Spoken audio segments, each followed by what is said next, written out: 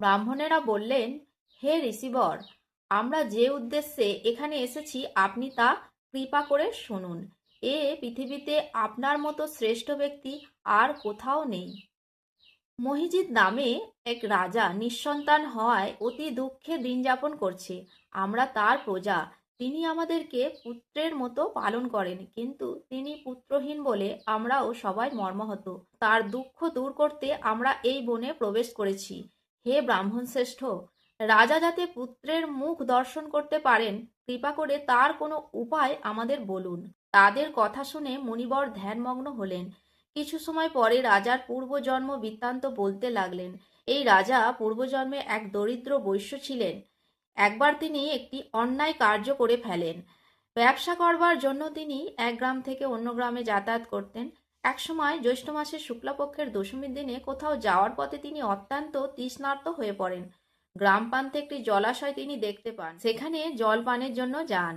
একটি গাভী ও তার বাছুর সেখানে জল পান করছিল। তাদেরকে তাড়িয়ে দিয়ে তিনি নিজেই জলপান করতে লাগলেন।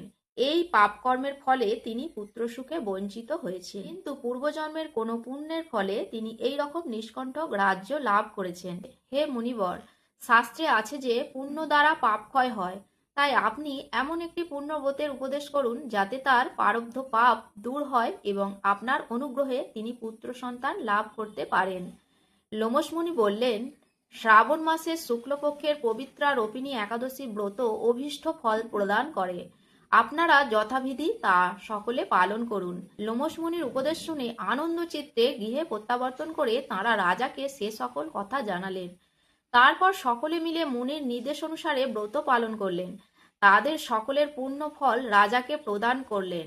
সেই পুণ্য প্রভাবে রাজমহিষী গর্ভবতী হলেন। উপযুক্ত সময়ে বলিষ্ঠ সর্বাঙ্গ সুন্দর এক পুত্র সন্তান জন্মদান করলেন। ভবিষ্যৎ পুরাণে এই মাহাত্ম্য বর্ণিত হয়েছে।